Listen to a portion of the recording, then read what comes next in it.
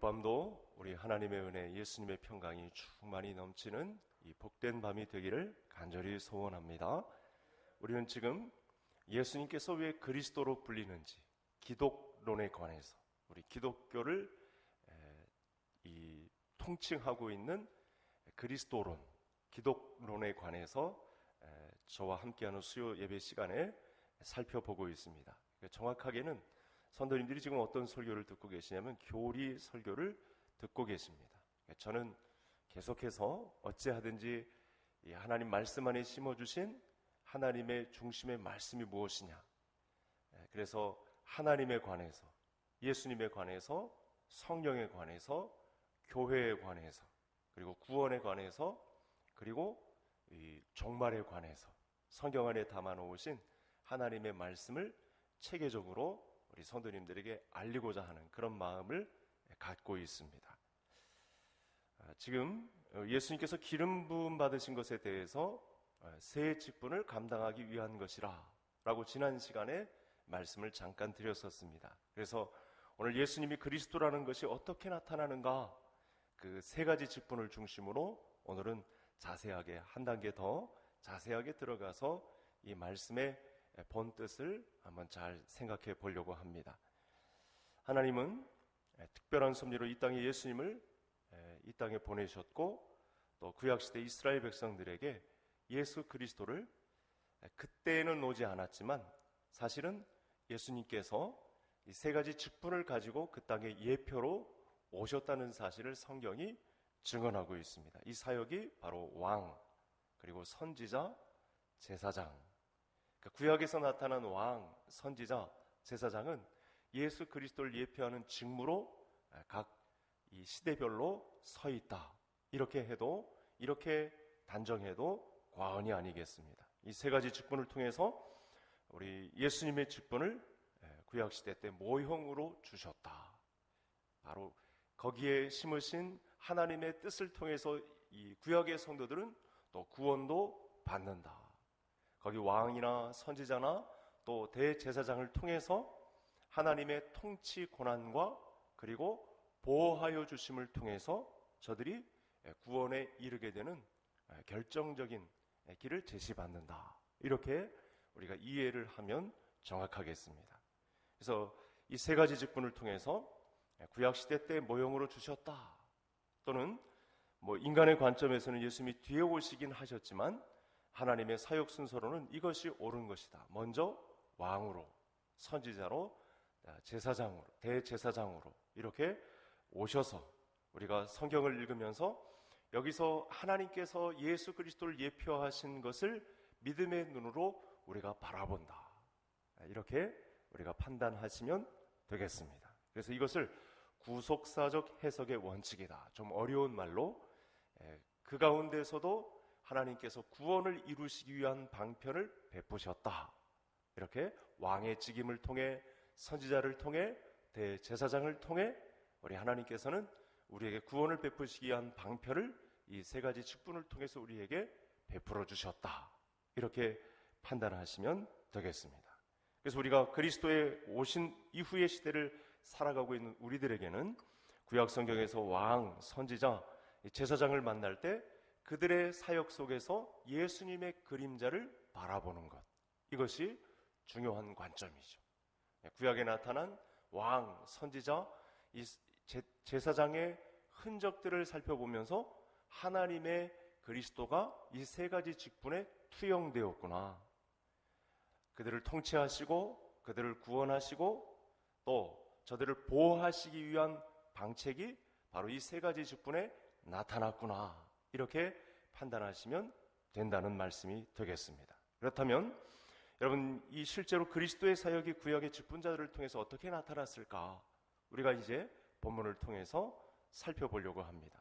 첫 번째는 선지자가 되셔서 우리에게 하나님의 뜻을 온전히 나타내시죠. 두 번째는 대제사장이 되셔서 자신의 몸을 제물로 삼으시고 또 우리의 구속을 이루시고 성부 하나님 앞에서 우리를 위하여 간구하시는 데서 우리 예수님의 역사가 나타납니다.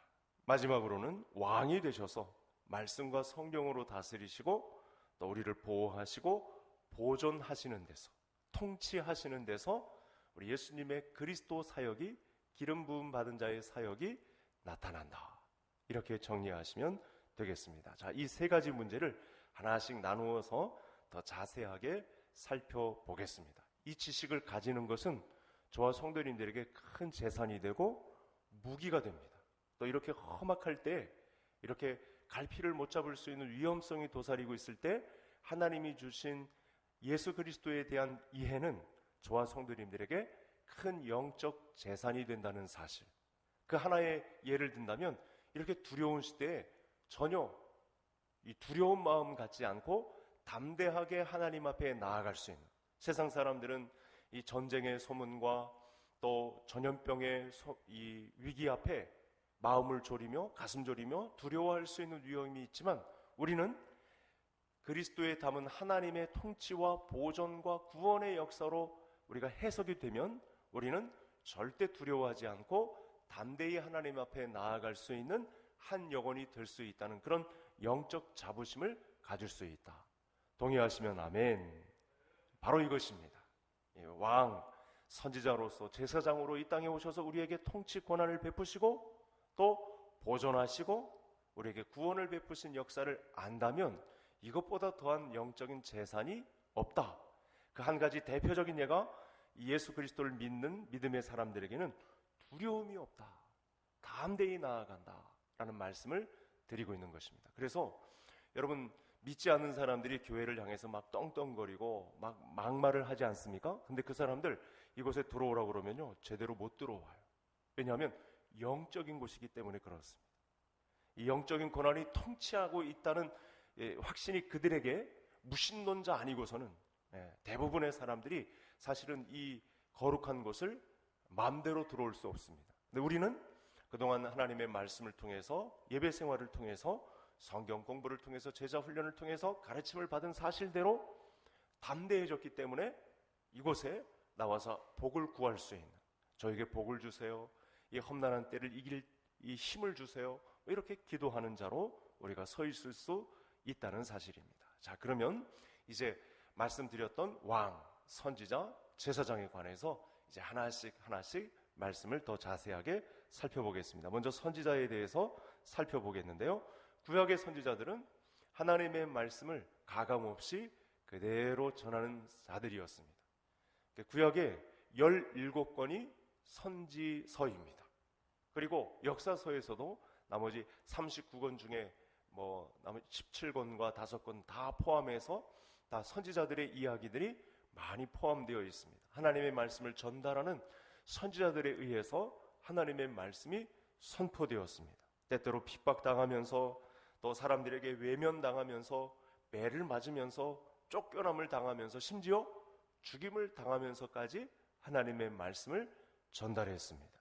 그리고 말씀을 전달할 때 대부분의 경우 백성들이 어떻게 했냐면, 일부 말씀을 받아들이는 사람도 있지만 성경의 기록을 보면, 구약 성경을 보면 대부분 사람들이 무시합니다.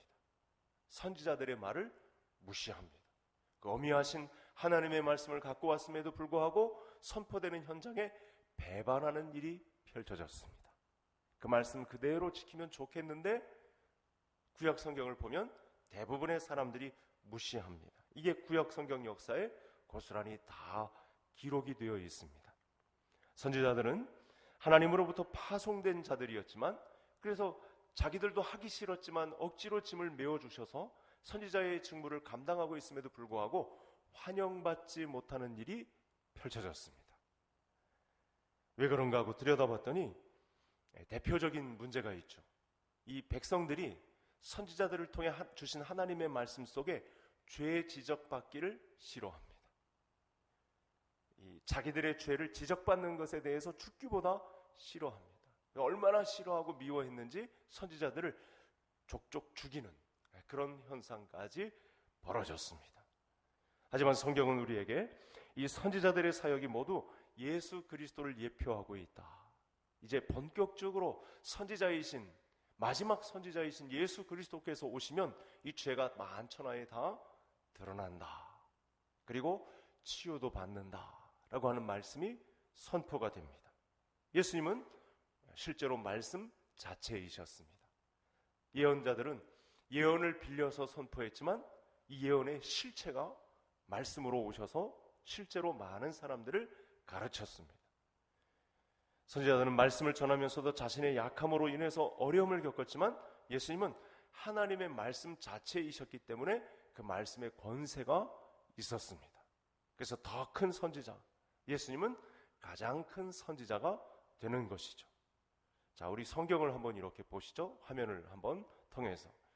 우리 구약의 모든 선지자는 그리스도의 사역을 보여주기 위한 예표였습니다. 예수님도 마태복음 23장에서 이와 관련된 말씀, 자신이 선지 사역을 마지막으로 감당하는 자로 이 땅에 오셨던, 구약에서 예표된 그 선지자, 그 말씀, 거기에 그 당사자가 자기 자신이라는 말씀을 마태복음 23장을 통해서 말씀해 주셨습니다.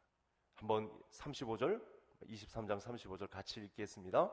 그러므로 의인 아벨의 피로부터 성전과 제단 사이에서 너희가 죽인 바라가의 아들 사가랴가 피까지 땅 위에서 흘린 의로운 피가 다 너희에게 돌아가리라.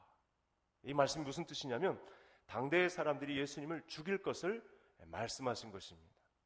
그리고 예수님을 죽인다는 것은 처음 죽임을 당한 아벨로부터 예수님 바로 직전에 죽임당한 이 사가랴까지 모두 포함하는 것이다. 선지자들이 그렇게 왔어도 환영받지 못하고 미움을 당하고 죽임을 당한 것처럼 나도 그 선지자들의 뒤를 밟을 것이다. 그 예언대로 나도 이 죽음의 길을 걸어갈 것이다. 이 모든 선지자들의 총합체가 바로 나다. 이렇게 말씀하고 있는 장면이 마태복음 24장 35절의 말씀이 되겠습니다. 그래서 지금까지 구약 성경에 나타난 모든 선지자들의 결정체, 그 사역의 결정체는 예수 그리스도이다. 구약 성경이 말하고 있는 이 선지자에 관해서 말하고 있는 이 부분에 관해서 우리가 그래서 알 필요가 있죠. 아, 그리스도는 선지자로서 이 땅에 오신 그리스도로구나. 그리스도로 오신 선지자로구나. 선지자 그리스도로 이 땅에 오신 분이구나. 그 선지자의 말에는, 말씀 속에는 예수 그리스도가 계셨구나 라고 하는 사실을 말씀합니다. 그때 그 선지자들이 말한 그 말이 사실이었구나. 그 선지자들이 하나님의 말씀을 떠나서 어긋난 길로 가는 죄를 지적했던 그 죄가 사실이었구나. 또 본격적으로 참 선지자가 오면 그 선지자에 의해서 이 모든 죄가 사해질 것이라는 용서의 비밀이 사실이구나 라는 사실을 알게 되겠죠. 그래서 그리스도는 선지자였다라는 이 사실이 저와 성도님들에게 영적 재산이 되기를 다시 한번 소원합니다. 자, 이제 다음으로 두 번째, 우리 성경에서 대제사장의 역할에 관해서 말씀을 나누어야 되겠습니다. 대제사장에 관해서는 히브리서가 많은 말씀을 하고 있습니다. 우리 성경을 한번, 우리 다음 화면을 한번 이렇게 보시죠. 그러니까 대제사장의 사역은 대표적인 사역이 뭐냐면 중보하는 사역입니다. 하나님과 백성들 사이에서 다리 역할을 하는 사람이죠. 대제사장의 사역이 바로 이 부분입니다. 그래서 이 부분에 관해서 히브리서가 많은 이야기를 썼습니다. 히브리서는 예수님의 대제사장 직분을 많이 말씀합니다. 자, 제가 11절, 우리 성도님들이 12절, 9장 11절 제가 12절 우리 성도님들이 읽으면서 이 안에 담긴 대제사장이신 그리스도에 관해서 또 어떻게 우리에게 유익을 얻을까 한번 말씀을 살펴보겠습니다. 그리스도께서는 장래 좋은 일의 대제사장으로 오사 손으로 짓지 아니한 것 곧 이 창조에 속하지 아니한 더 크고 온전한 장막으로 말미암아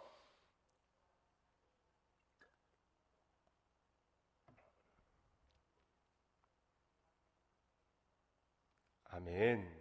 자, 대제사장이 제물을 죽여서 드리던 제사가 예수님 자신이 자기 몸을 친히 드려서 이루실 완전한 제사의 모형이 되셨다. 이렇게 이해하시면 되겠습니다. 염소와 송아지의 피로 제사를 드리는 대제사장이 바로 예수 그리스도의 사역을 보여주기 위한 방편이었다. 그러니까 구약이 신약을 통해서 이렇게 해석이 되고 있습니다. 제가 아까 말씀드렸던 왕, 선지자, 대제사장 관련해서 다 이 모든 것이 예수 그리스도를 예표하기 위한 직임이다 이렇게 말씀을 드렸던 것처럼 왕, 선지자, 대제사장이 사역했던 것은 그리스도가 사역할 일을 예표하고 있는 일이다. 이렇게 정리하시면 된다는 것입니다. 그래서 또한 이 히브리서 10장에서는 이 중보의 역할을 감당하심으로 하나님과 우리 사이에 참된 대제사장의 역할을 감당하시는 이 일에 관해서도 기록을 해놓았습니다. 우리 다음 화면을 한번 보실까요? 자, 이렇게 볼 때 10장 21절을 이렇게 보시면 하나님의 집 다스리는 큰 제사장이 계시매 라고 했죠. 그러니까 구약에 예표된 다 대제사장들은 예수 그리스도를 예표하는 것이다. 이렇게 이해를 하면 되겠고요. 예수님은 구약의 대제사장이 감당했던 직무에 관해서 그대로 오늘날 이곳에 오셔서도 2000년 전에 오셨을 때에도 그대로 감당하신 분입니다. 제사를 드림으로 하나님께 나아갈 수 있는 길을 터놓는 것, 굉장히 중요한 문제죠. 제사를 통해서, 그 제사를 통해서 하나님께 나아가는 통로가 되었던 대제사장의 직무, 이것을 그대로 예수님이 이어받습니다. 뿐만 아니라 이 중보의 역할을 또 감당하심으로 자신을 드림으로 단번에 하나님 앞에 나아갈 수 있는 길을 여러 복잡한 과정을 거치지 않고 예수 그리스도를 통해서 단번에 하나님께 나아갈 수 있는 비밀을 우리에게 열어놓으셨죠. 제가 처음 말씀을 드리면서 예수 믿지 않는 사람들은 밖에서는 욕하지만 그들 일로 들어오라고 그러면 절대 못 들어온다, 이런 말씀까지 드렸잖아요.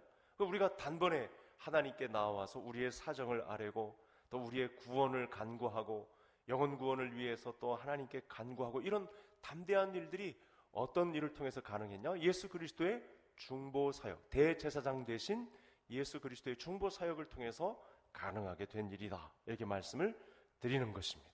그래서 구약의 대제사장은 예수 그리스도의 사역을 보여주는 또 방편이 되겠습니다. 그러므로 우리에게 큰 대제사장이 있으니 승천하시니 곧 하나님의 아들이시니라.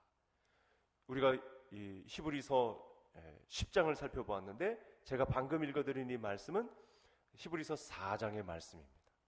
그래서 히브리서는 유독 비교 불가한 예수 그리스도에 관해서 선지자요, 대제사장이요, 왕 같은 분의 비교 불가한 그런 존재로서 서 계신다라는 말씀에 관해서 민감합니다. 이 10장 말씀도 똑같이 이 말씀을 하고 있는 것이죠. 22절의 말씀은 히브리서 10장 22절, 우리 다 같이 함께 읽겠습니다. 우리가 마음에 뿌림을 받아 악한 양심으로부터 벗어나고 몸은 맑은 물로 씻음을 받았으니 참마음과 온전한 믿음으로 하나님께 나아가자. 대제사장의 직무를 통해서 우리가 하나님 앞에 나아갈 수 있는 통로를 열어놓으신 예수님 때문에 우리가 그동안 악한 양심으로부터 있었지만 또 여러 가지 제한받는 일들도 있었지만 맑은 물로 씻음을 받았으니 참마음과 온전한 믿음으로 하나님께 나아가자. 그 길을 열어놓으신 예수님 때문에 우리는 나아갈 수 있다, 이렇게 말씀을 주셨습니다. 그러니까 이 사실을 아는 자와 모르는 자는 천지 차이에 간격이 발생하죠. 그러니까 하나님의 복을 당장에 끌어쓸 수 있는 여력이 있는가 하면 이 문제를 모르면 기도도 못하게 되고요, 하나님께 간구도 못하게 되고 담대한 마음으로 예배를 즐겨하는 자리에도 있지 못하게 되는, 그분께 영광도 되지 못하는 난처한 이 난관에 봉착하게 된다는 사실을 이 말씀을 통해서 알 수 있습니다. 자, 예수님은 구약의 대제사장보다 그런데 뛰어나신 분입니다. 그 뛰어나신 이유가 무엇일까요? 여러분, 대제사장은요, 또 대제사장이 죽으면 대제사장의 역할을 감당해야 될 사람을 뽑습니다. 그 밑에 대제사장 후보들도 여러 사람들을 이 아론 계열의 지파를 통해서, 레위 지파를 통해서 제사장들을 선별해 놓아야 합니다. 왜 그렇죠? 죽으니까요. 유명했던 대제사장도 죽고 또 많은 제사장들도 다 죽음의 길로 갑니다. 언젠가는 죽기 때문에 이 항상 잊지 못한 이 문제 때문에, 그럼에도 불구하고 제사장은 항상 있어야 되는 문제 때문에 예수 그리스도가 대제사장을 예표하는 인물로 서 계신다는 것입니다. 영원히 예수 그리스도께서 계심으로 제사장의 직분을 계속 감당하시기 때문에 우리는 이 자리에 있는 것이죠. 죽음의 한계 때문에 여러 명의 제사장이 구약에 필요했지만 이제는 죽음을 맛보지 않고 영원히 계심으로 구약의 제사장들과 비교되지 않는 분으로 서 계시기 때문에 사실은 우리가 이 자리에 서 있는 것입니다. 지금 이 순간도 하나님께 계속 중보하시는 분이 예수 그리스도이기 때문에 우리가 담대하게 이 자리에 나와 있다는 말씀입니다. 또 구약의 제사장은 자기도 죄인입니다. 그래서 한계가 있죠. 또 먼저 자기를 위해 제사를 드린 후에야 제사를 집전하기 때문에 단계를 거칩니다. 복잡합니다. 그러나 그리스도는 무죄하심으로 이 순전한 제사를 단번에 드리시는 분이기 때문에 우리가 그를 믿는 믿음으로 인해 단번에 드리는 제사가 가능해졌습니다. 또 하나 다룰 내용은 창세기 14장의 멜기세덱입니다. 이 부분에 관해서 아마 많은 부분 설명을 받으셨을 텐데 이 부분은 히브리서 7장에서 다루고 있습니다. 멜기세덱은 레위가 태어나지 않은 때, 이 제사장이 나오는 계열인 레위가 아직 태어나지도 않은 때에 아브라함에게서부터 이 영원한 제사장이라는 그런 칭호를 받는 이 어디서 난지도 모른 살렘의 왕 멜기세덱을 이 아브라함이 영접을 하게 됩니다. 그리고 아브라함에게서 10분의 1을 받고 축복도 합니다. 그러므로 10분의 1을 받는 레위도요, 여러분 아브라함으로 말미암아 10분의 1을 바쳤다. 이 논리가 가능해지죠. 다시 말씀드립니다. 레위도 아브라함으로 말미암아 10분의 1을 바쳤다. 10분의 1을 받는 레위도 아브라함으로 말미암아 10분의 1을 바쳤다. 멜기세덱은 이스라엘의 제사장이었던 레위보다 그래서 더 뛰어나고 오히려 그들에게 경배를 받으시는 분이 합당하다. 먼저 나신 멜기세덱은 예수 그리스도를 예표하기 때문에 아브라함으로 말미암아 10분의 1을 바친 이 레위도 바친 존재이기 때문에 사실은 그보다 더 뛰어난 분이 살렘의 왕 멜기세덱이요 또 예수 그리스도다. 이렇게 우리가 정의를 할 수 있다는 말씀입니다. 히브리서 7장을 보면 이 문제가 복잡하게 좀 나와 있는데 제가 방금 설명드린 말씀을 가지고 접근하시면 예수 그리스도의 대제사장직은 비교 불가하다. 그 이후에 레위 계열이 제사장 직분을 감당하는 사람들로 섰지만 그들의 직분을 능가하시는 대제사장의 직분으로 순전한 제물로 자기 자신을 드리기까지 하셔서 우리가 하나님 앞에 단번에 나아갈 수 있는 순전한 제물로 바쳐진 존재다. 예수님의 대제사장직이다. 이렇게 우리가 정리를 하게 되겠습니다. 따라서 우리는 예수님 멜기세덱의 뒤를 이은 대제사장으로서 구약의 모든 제사장들을 능가하시는 분이다. 구약의 모든 대제사장들은 예수 그리스도를 바라보는 사람들이다. 이렇게 정리를 하시면 되겠습니다. 자, 이제 마지막 왕이신 그리스도에 대해서 살펴보겠습니다. 이스라엘의 모든 왕적 직무를 성취하시는 분은 예수 그리스도이십니다. 사실은 그래서 하나님께서 처음에 왕 세우기를 원하지 않으시는 모습이 있죠. 왜냐하면 왕이 예수 그리스도이기 때문에 따로 또 왕을 이 땅에 세운다는 것은 허용 범위가 아니죠. 이 이유 때문에. 그렇다고 해서 또 이 백성들이 요구한 이 왕에 대해서 그냥 허용을 하셨는데 사실은 구약에 나타난 모든 왕들은 예수 그리스도를 바라보게 하는 존재다. 이렇게 보시면 정확합니다.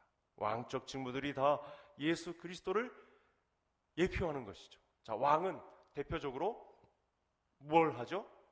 통치하죠. 그리고 백성들을 보호하는 권한을 갖고 있습니다. 이 두 가지 큰 직임을 갖고 있죠. 근데 여러분, 세상에 왕들을 세웠는데 왕들이 그렇게 했습니까? 이 땅에 보내진 왕들, 또 이스라엘의 왕들 찬찬히 살펴보시면 여러분 중간에 다윗도 그렇고 솔로몬도 그렇고 히스기야 왕도 그렇고 요시야 왕도 그렇고 잘하는 것 같지만 완벽하게 해내는 왕이 없습니다. 그들이 요구한 왕이 세워지면, 사람 중에 세워진 왕이 세워지면 잘할 것 같은데 이 통치와 보호에 관해서 잘했느냐? 그 평가는 엇갈립니다. 잘하지 못했습니다. 그래서 더더욱 왕을 바라볼 때 예수 그리스도의 통치와 예수 그리스도의 보호를 바라보게 되는 직분이 바로 왕된 직분이다. 자, 그래서 여러분 성경을 한번 보실까요? 시편에 이 구도를 잘 나타내는 말씀이 많이 등장을 합니다. 대표적인 구절이 시편 2편 6절의 말씀인데 다윗의 시죠. 자, 이 말씀 한번 같이 읽어볼까요? 내가 나의 왕을 내 거룩한 산 시온에 세웠다 하시리로다. 예언에 가까운 말씀인데 아직 이 왕은 오지 않았지만 그동안 다윗의 기사라면 한 3000년 전 기록인데, 지금으로부터 예수님 오시기 전 2000년 전 기록인데, 왕을 볼 때, 세상의 왕을 볼 때 왕을 세워달라고 그래서 사울 왕을 세웠는데, 또 타국 이방인들이 왕의 사역을 잘 하고 있다고 해서 그들을 교본 삼아서 왕을 세우려고 하는 과정 중에 있는데 탐탁지 않은 거예요. 그래서 하나님이 말씀을 통해서 한 왕을 예표해 주죠. 그 말씀이 바로 이 시편 2편 6절의 말씀이 되겠습니다. 여러분, 시편의 시인은요, 이 악인들 가운데 의인으로서 고통을 당하는 존재죠. 그렇죠? 다윗을 비롯해서 많은 시인들이 고난을 당하는 그 구절들을 이렇게 써놓습니다. 원수들에게서, 악인들에게서 쫓겨남을 당하고 또 계속 피해 다니고 고난을 당하는 그런 시인들로 기록이 됩니다. 수많은 악한 자들이 이해할 수 없는 공격을 당하며 난처함 가운데 있을 때 하나님께서 말씀을 통해서 이런 왕을 보내줄 거다, 궁극적인 왕을 너에게 보내주고 말 것이다 하신 말씀이 내가 나의 왕을 내 거룩한 산 시온에 세웠다 하시리로다. 다윗도 왕의 신분이었지만 그 새로운 왕을 바라보게 되는, 그리스도이신 왕 대신 그리스도를 바라보는 믿음으로 이 기록이 성령의 감동을 통해서 기록이 되었다는 사실입니다. 이 왕은 악한 자를 발로 밟으실 것이고 원수들을 다 물리쳐 주시고 철장으로 깨뜨리실 의로운 왕이다. 시편 2편의 내용이 바로 이 말씀입니다. 그러니까 이 왕은 특히 악인들로 인해 고통을 당하고 있는 자기 백성들을 궁극적인 통치, 궁극적인 보호하심을 통해 왕의 위엄을 나타내 주실 분으로 예언됩니다. 이 왕을 바라봄으로 구약의 백성들은 이 선포된 하나님의 말씀을 통해서 구원을 얻게 되는 거죠. 그때 예수님이 오시지 않았는데 구약의 성도들은 어떻게 구원을 얻습니까? 라고 질문을 할 수 있죠. 방금 말씀드린 대제사장, 그리고 선지자, 왕, 이 예언된 이 하나님의 말씀, 그의 통치와 그의 보호를 통해서 구원받을 내용을 믿게 되면 구약의 성도들도 구원을 받게 되는 것입니다. 그래서 우리는 이 시편에 언급된 왕이 자기 백성을 다스리시며 통치하시며 보호하시는 예수 그리스도이심을 알 수 있습니다. 그래서 다윗이 인간적인 연약함 때문에 모든 것을 다 포기하고 내려놓았을 때에도 이 말씀을 통해서 자꾸 힘을 주시고 다시 왕의 직무를 감당할 수 있도록 은혜를 주신 분이 우리 왕 대신 그리스도 예수님이심을, 제2위로 계신 성자 예수 그리스도이심을 알 수 있다는 말씀입니다. 광야 시절에 사울 왕에게 쫓김을 당하면서 난처함 가운데 있을 때, 왕이 되고 나서도 이 엄청난 파고 속에 밀려 있을 때에도 이제 궁극적인 왕으로 오실 선포된 이 말씀의 왕을 통해 다윗은 위로를 받고 다시 힘을 내고 끝까지 사역을 감당할 수 있었다는 것입니다. 우리는 구약 속에서 많은 왕들을 만납니다. 이 왕들의 역할은 두 가지입니다. 아까 말씀드린 대로 통치, 그리고 자기 백성을 보호하는 것입니다. 하지만 여러분, 역사 속에서 왕들의 일기를 보면 그렇게 그 자기 백성들을 통치를 잘하고 보호한 왕들을 만날 수 있느냐? 그럴 수 없습니다. 왜 그러냐면 궁극적인 왕은 예수 그리스도이시기 때문에 그렇습니다. 인간 편에서 세운 왕은 한계가 있습니다. 그들의 통치 권한, 그들의 보호함은 사실은 한계가 있습니다. 또 잘 다스린 왕들이 등장은 했지만 그들 모든 왕들도 다 죽었습니다. 영속성이 없습니다. 그러나 구약에서 이렇게 시편 2편을 통해서 예언된 이 왕은 영원합니다. 그의 통치는 한이 없습니다. 그의 보호하심은 끊기는 적이 없습니다. 다윗 왕, 히스기야 왕, 솔로몬 왕, 요시야 왕, 히스기야 왕, 추앙을 받던 간혹 왕들이 있긴 했지만 그들은 다 죽었습니다. 한시적이었습니다. 그런데 이 시편에 언급된 이 왕은 또 하나님의 말씀을 통해서 예언된 이 왕은 그 통치와 보호하심에 있어서 영원합니다. 그래서 우리가 그분을 믿을 만하고 그분에게서 궁극적인 구원의 역량이 우리에게 쏟아집니다. 성경은 완전한 왕이 계신다고 말씀합니다.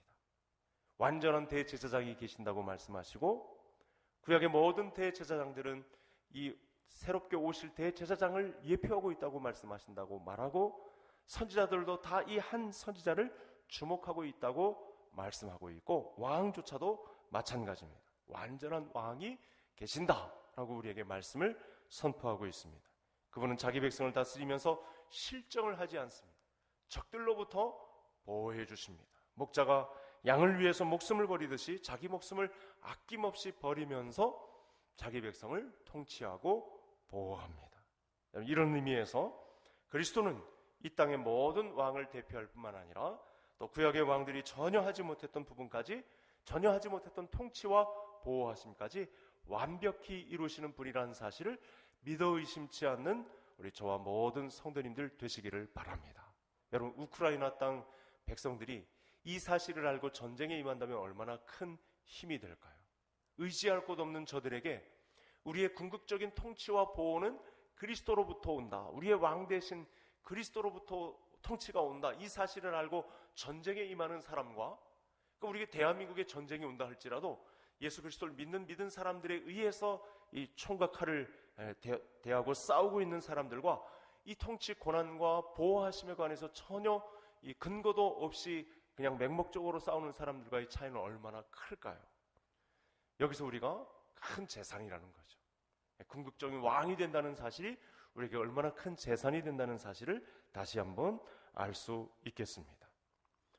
여러분, 그리스도는 이 땅의 모든 왕을 대표할 뿐만 아니라 또 구약의 왕들이 전혀 하지 못하는 부분까지 완전히 이루시는 왕이었다. 그래서 그 신명기를 통해서 왜 왕을 세우면 안 되는가에 대해서 왜 8장에 말씀하셨는가, 우리가 이 본문을 통해서 알 수 있는 것이죠. 그래서 오늘 제가 말씀을 읽었습니다만, 야곱의 집에 왕 노릇하실 것이다, 그 나라가 무궁하리라 라는 말씀도 누가복음 1장에 누가가 이렇게 그 성취하는 말씀으로 기록을 해놓거든요. 1장 33절에 그 말씀이 오늘 본문 말씀이 되겠습니다. 그리스도는 모든 왕의 완전한 성취일 뿐만 아니라 구약의 모든 왕들이 예수 그리스도를 예표하는 것이다. 자, 마지막 화면을 한번 보실까요? 제가 준비를 해놓았는데 너무도 희한하고 이상한 말씀을 하십니다. 그래서 제가 빨간 글씨로 이렇게 써왔는데요, 우리 다시 한번 20절, 27절 우리 본문에 비추는 대로 화면을 통해 같이 한번 읽겠습니다. 너희는 거룩하신 자에게서 기름 부음을 받고 모든 것을 아느니라. 너희는 주께 받은 가 기름 부음이 너희 안에 거하나니. 여러분, 충격적인 말씀 아닙니까? 자, 기름 부음을 받는 직임은 몇 가지 직임이 있었죠? 왕, 선지자, 대제사장. 그런데 우리더러 요한 사도는 요한일서 2장 20절을 통해 우리더러 기름 부음을 받은 존재라고 하네요. 자, 그런 측면에서 베드로 사도가 뭐라고 말씀했죠? 우리를 왕 같은 제사장이라, 이렇게 말씀한 것입니다. 요한 사도도 똑같이 이 말씀을 우리에게 하고 있습니다. 우리 고난받게 일인 줄 알았는데 왕의 직임을 받고 대제사장의 직임을 받고 선지자의 직임을 받는, 기름 부음을 받는 이 직임은 구약의 그 특정한 인물들, 믿음 좋은 그런 사람들에게만 짐지어진 것인 줄 알았는데 요한 사도는 본문을 통해서 우리가 거룩하신 자에게서 기름 부음을 받고 모든 것을 안다, 이렇게 말씀을 주셨습니다. 여러분, 이 말씀의 뜻한 바가 무엇일까요? 성경은 예수님만 그리스도로서 왕, 선지자, 제사장의 직분을 완수한다, 이렇게 말하지 않는다는 거예요. 예수님이 맡으셨던 왕, 선지자, 대제사장의 직분을 우리에게도 같이 공유하신다라는 말씀을 하고 계시네요. 놀라운 말씀이 아닐 수 없습니다. 우리가 그리스도의 사역에 동참해서 왕도 되고 선지자도 되고 대제사장의 역할을 감당한다. 그러니까 우리의 사역 중에는 왕 같은, 선지자 같은, 대제사장 같은 사역을 우리의 사명 중에 심어주셨다는 사실을 알 수 있습니다. 여러분, 아마 교육을 받으실 때 이런 내용에 관해서 교리 교육을 받으실 때 철저하게 받으신 분들은 더 잘 아실 것이고, 그렇지 않아도 이 말씀이 생각날 것입니다. 우리가 예수 그리스도의 이름으로 세례를 받고 그리스도의 지체가 될 때 그 기름 부으심에 우리가 동참한다. 그리고 성령께서 믿음으로 우리에게 불같은 성령으로 우리에게 충만함을 허락해 주신다. 이것이 영적 기름 부음이다 라고 가르침을 받으셨을 거예요. 그렇죠? 아멘이시죠?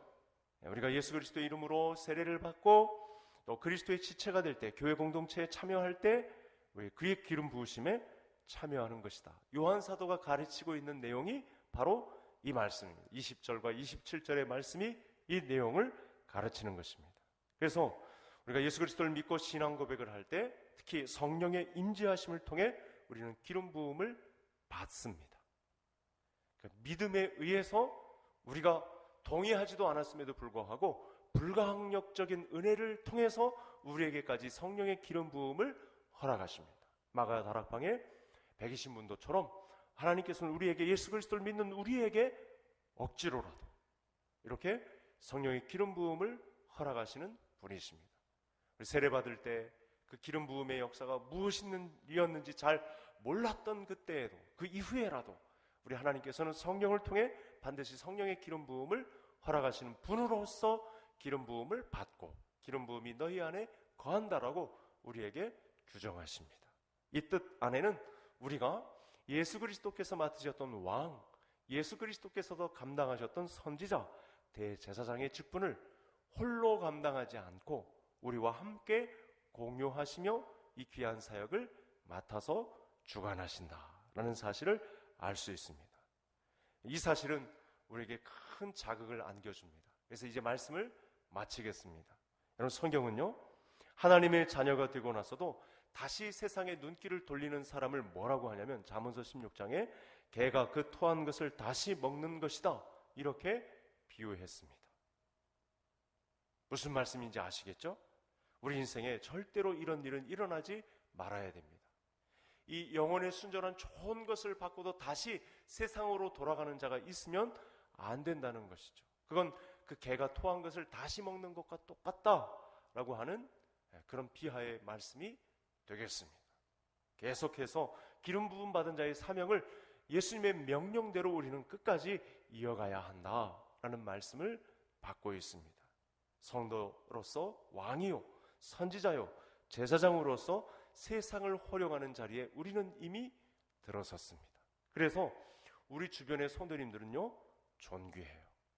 교회 공동체 일원이 되었을 때, 교회 지체로서 이렇게 활동을 할 때 함부로 그분을 험담하거나 비난하거나 함부로 이야기해서는 안 되는 문제가 바로 성령의 기름 부음을 허락하시면서까지 왕과 선지자와 제사장의 직분을 감당하게 하신 분들이 내 옆에 있는 성도님들이기 때문에 우리가 함부로 비난하고 함부로 이야기하고 함부로 험담하는 일은, 비난하는 일은, 판단하는 일은 없어야 된다는 거예요.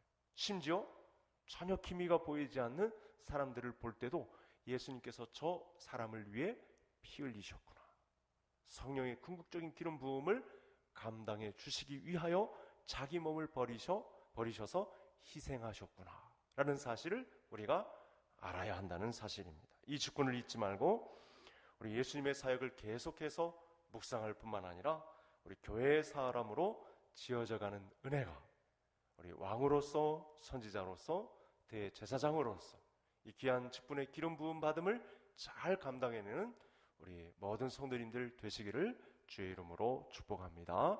하나님 아버지, 감사합니다. 오늘 귀한 은혜의 말씀을 주셔서 놀랍게도 우리가 예수님의 바통을 이어받고 왕과 선지자와 대제사장의 기름 부음이 있는 사명을 완수해야 할 위치에 놓여 있다는 사실을 말씀해 주시니 감사함을 드립니다. 하나님 아버지, 이 기름 부음을 받은 자의 사명을 잘 이루어가는 저희 모두가 되게 하여 주옵소서.